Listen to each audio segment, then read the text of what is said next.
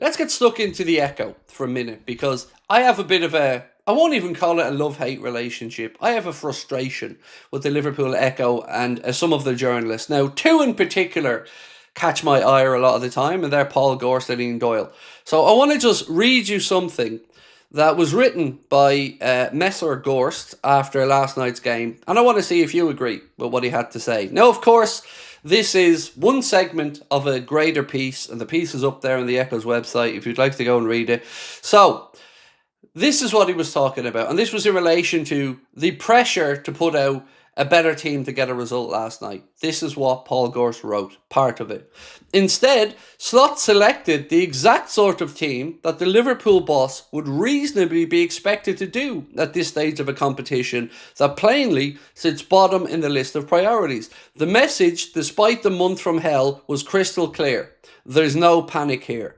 It was bold, it was brave, and while it was not quite Brendan Rodgers controversially resting the major stars at Real Madrid in an effort to secure a Premier League win later that week against Chelsea, with Liverpool entertaining Aston Villa next, there were at least some similarities to November 2014. So, I want to just call out some of this, because it wasn't bold and it wasn't brave. It was wrong.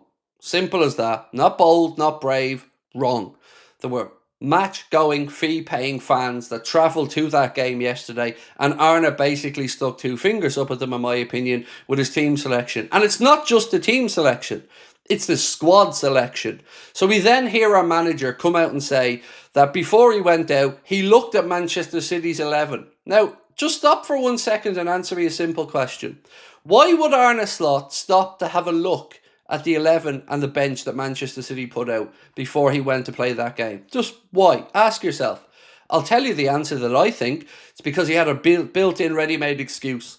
He'd seen what others had done, and he thought to himself, if this doesn't work out, I'm going to lean into this, which he duly did after the game, when he came on and spoke about Manchester City's squad depth and others. Now, we made a point before the game yesterday of going through Newcastle's team, Spurs' team, Arsenal's team, Manchester City's team, Crystal Palace's team, and showing you the difference in squads of each of them and the strength that they selected compared to ours. Now, the narrative here, ladies and gentlemen, is going to be that Liverpool have an injury crisis.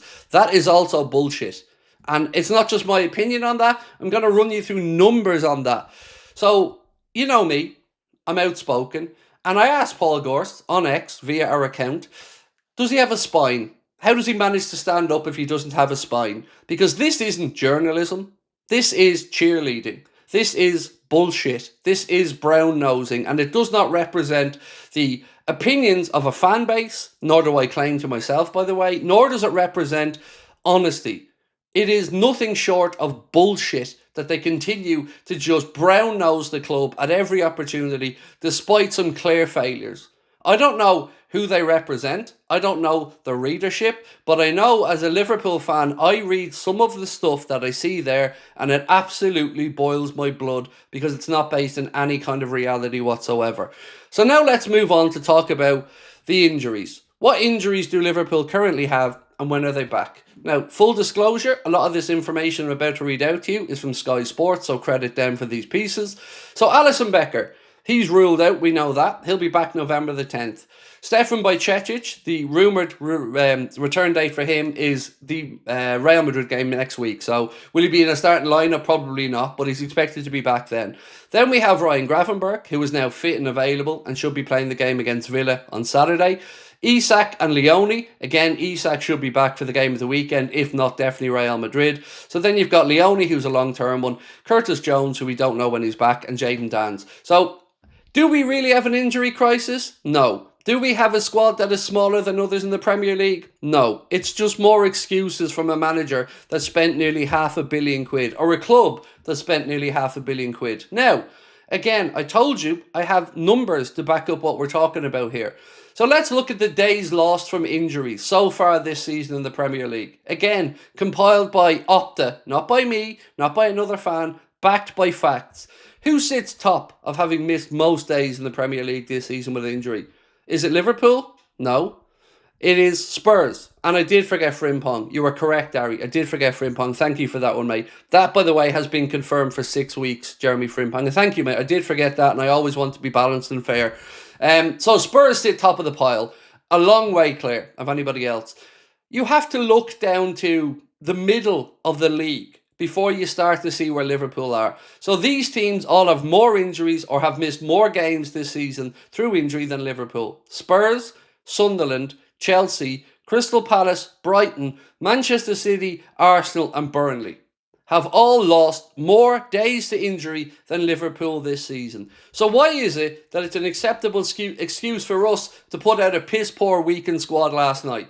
Were we or were we not told in the summer that Liverpool's transfer business was to set Liverpool up to be able to compete across every front this season and not have another repeat of having to put out a team like that lost to Plymouth Argyle? Did we or did we not hear that? The revisionism and the brown-nosing from some of these fucking journalists is absolutely appalling, and I'm quite frankly sick of it. I know they'll jump on X and social media, give each other a pat on the back and say, big bad bald Irishman is a bully. I don't give a fuck, because they need to be called out for this stuff, because it's absolute bollocks. Next up, squad depth. Let's have a look at that. Are we really lacking?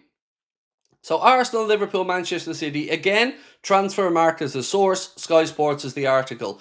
Goalkeeper, Arsenal have 2, Liverpool have 3, Manchester City have 4. So we're pretty much in the middle there. Centre-backs, believe it or not, we have the joint most amount of centre-backs available. So where's this small squad that Arne is talking about? Arsenal, 4 centre-backs. Liverpool, 5 centre-backs. Manchester City, 5 centre-backs. Then we have left-back. Arsenal, 2 left-backs. Liverpool, 2 left-backs. Manchester City, 2 left-backs. Right-back, again, 2 right across the board for the 3 clubs. Defensive midfielders. And this is going to make you laugh. We actually have more of them than Arsenal. I know, you probably don't believe that. Arsenal have 2 defensive midfielders. Liverpool have 3 defensive midfielders. Manchester City have 3 defensive midfielders. Central midfielders, again, we have more than Arsenal. I have 2, Liverpool have 3, Manchester City have 2. So again, Liverpool top of the pile there. Attacking midfielders, Manchester City have 1. 1. Liverpool have 3. Liverpool have 2 and Arsenal have 3. Move on to the left wing. Everybody is 2 across the board. Liverpool, Arsenal, Manchester City. Right wing, Arsenal have far more there. They have 3, Liverpool have 2 and Manchester City have 3. And centre forwards, Liverpool have 2, Manchester City have 2 and Arsenal have 3. So where is this smaller squad that our cry arson manager who's just dropped nearly £500 million on players? Where's the small squad? It is nothing short of fucking excuses. And that's all that they are. You lost 6 games out of 7. Hasn't happened since 1953. You can't window dress this up and make excuses. The fault lies with the manager, the selection, and of course, if you want to talk about recruitment, we can do that as well. Who made the recruitment? Who made the decision for the players? Did Arne sign off on these players? How do these players fit into the system? How is he going to utilise these players? These are all things that Liverpool Football Club fans can reasonably expect to have conversations about. So again, I'm going to say, the Echo need to stop this nonsense of brown-nosing the manager and being condescending arseholes to the rest of us and think that they know better. The numbers don't back up their myth. Their own reporting in the summer doesn't back up their myth. We were supposed to be able to compete across all competitions, not just throw away a competition because the manager wants to prove a damn point. It's not good enough and it needs to be said. So, thank you for listening to my little rant at the start. I needed to get that off my chest because I spent the day compiling that because I knew it didn't smell right. I knew it didn't. And like I've said, I don't know any of these individuals. I don't know Gorst, I don't know Doyle. Never met them, don't want to meet them. No interest in it. But they are, like myself, people with an influence on a Liverpool fan base and a readership. And they're not talking the truth. They're making excuses yet again. And you know why, and I know why, and they know why. And this is the condescending arsehole stuff I'm talking about, by the way. And again, I don't know Theo Squires, but this is bullshit again. And if the toxic consensus across social media was used to make the managerial decisions at Anfield, Arne Slot would perhaps have already been handed his P45. But that vocal minority, so the minority of Liverpool fans are unhappy. And the majority are tickety fucking boo, according to Theo Squires. However, overwhelmingly, it may appear at times, never paints a full picture. Theo goes on to write, There was never any suggestion of the Anfield crowd turning on Slot on Wednesday night, despite natural disappointment at Liverpool's 3-0 loss and the sight of a weekend squad featuring a bench made entirely of academy players. Are you for fucking real? I have spoken to dozens of Liverpool fans that were at that game, and I can tell you categorically that every single one of them was annoyed when that team sheet came out. Every single one of them is pissed off at the manager at the minute, particularly with the nonsense excuse making he's making. So please drop the condescending bullshit and stop painting everybody that has anything critical to say on social media or elsewhere as toxic. Because it is lazy, and it is right up there with Ian Doyle saying that all these fans who wanted transfers wanted to be Manchester City and Chelsea fans. Again, it is bullshit, and it needs to be called out.